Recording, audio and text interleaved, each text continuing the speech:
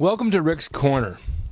First of all, I want to thank all of you for writing in and telling me how much you enjoy Rick's Corner and all the history of bodybuilding and the history of wrestling and all the things that I can bring forward for you to watch, because it's very interesting. There's a lot of history back there, and there's not too many people around today that really know it, that are alive to even talk about it. So I'm thrilled to death to inform you of things that we've done in the past.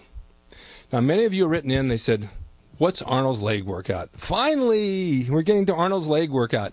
But it's not just Arnold's, it's Ken Waller's, it's Franco's, it's a lot of the guys that we trained with back then. But let's start with Arnold's workout. It's not really a complicated thing. Today's gyms have so much modern leg equipment, and it's fantastic, and there's a lot of things out there you can do if you have injuries or if you have certain body parts that don't want to work a certain way. You can work around sports injuries and you get results. All we had then were basic squat racks. We had leg curl machine, leg extension machine. We did have a standing calf machine, and I think Joe Gold built a seated calf machine. But let's start first things first. Now, we get back to the basic Arnold workout for legs. The basic one was squats.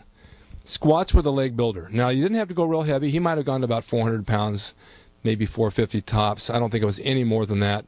There's a lot of guys that squat a lot heavier than that, but it's not necessary. If you have the reps in, and if you have the form in, and they're full squats, they're not half squats, you'll get big thighs, and you'll get cut thighs. He did around 12 reps, 15, sometimes as many as 20, and then backed off as low as 8.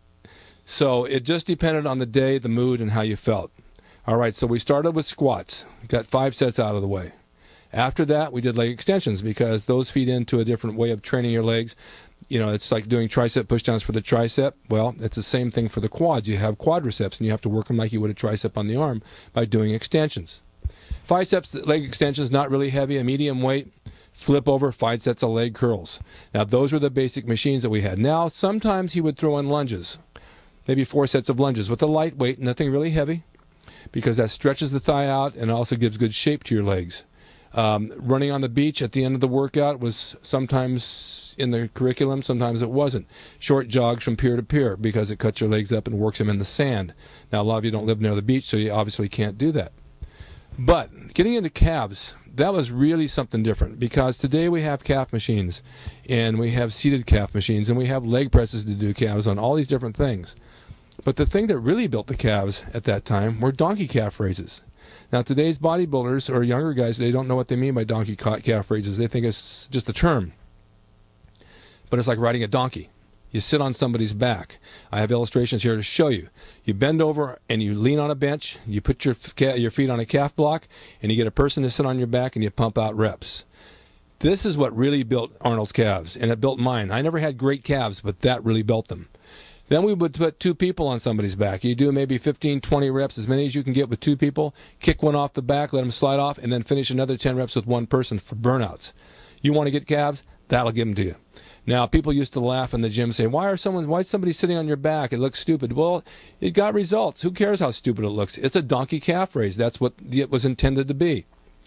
Now, if you do them in the gyms today, someone's going to say, well, you have calf machines. Why do that? I'll tell you why, because it got results. And Arnold always trained his calves barefoot, because he said he could grip the plate better with his feet, the calf block. His feet wouldn't slip off, and he could grip his toes around it. So that's one thing. Now, we also found that a while back, when he would go on back to Austria to visit his family, he went one year for 2-3 months, and he came back with these huge calves. Rumor had it he had implants. I don't know if it is, or I don't know if it isn't. I can't say either way. But I know they were really big, much bigger than before he left. But it's a rumor. I don't know if there's any truth in it, so I'm not saying that there is, but this has been going around for years. Ken Waller did squats, but he also liked the leg press. And it was the leg press where you lay flat on your back and you push straight up. You don't see a lot of that in the gyms today. You have the one where you sit on a slide and you push forward, straight up overhead on the leg press. He said that really built his legs. In fact, he went so heavy one day, he came down with it and he cracked a rib, because there was so much weight coming back on his chest. But that leg press did the job. Now, across the city, out in the valley, Vince Gironda had his gym, and Vince didn't believe in squats. He believed in hack squats. Hack squats built legs, he said. Larry Scott used it. Don Haworth used it. The greats that trained with him had a different method of training. Hack squats, sissy squats, lunges, and leg extensions. And they had good legs. So who knows? You know, it's whatever worked for you. We always felt that squats were the basis. I was a powerlifter. I thought heavy squats were what build legs. Now today I can't squat anymore. I had severe wrestling injury. I tore both quads off my legs in 2001. I can't squat. My knee can't take it. I need a knee replacement, so I do leg presses. But I'll do as many as 20 reps, even as many as 30 to 50 reps with a lighter weight. And it works. Don't have to go much over 400 or 500 pounds. I saw a guy in the gym yesterday who had 10 plates on each side, and he had people standing on the leg press. That's purely ego. That's not going to build your legs. It's going to destroy your knees. It's going to rip your muscles, and it's not going to give you any results other than burn you out. So I would suggest staying away from those real heavy plates on there because it doesn't do one thing other than boost your ego. But that was the leg workout. And like I say, Vince had a different method. We had a different method where we were. But I still think squats is the #1 thing for building legs if you can do it. We also threw in deadlifts, stiff-legged deadlifts, slightly bent at the knees because it works your hamstrings, works your lower back, gives you a lot of power to squat with. These are things that build legs. And remember, if you want to work legs, you got to work them twice a week. Once a week's not enough. 3 times is too much. By working your legs, it's like working a foundation on the house. You want a good upper body? Work your legs, because that's what's going to give you a good upper body. You don't want to walk around with a big upper body and skinny little legs to hold them up. It's your foundation. You need the strength and you need the power.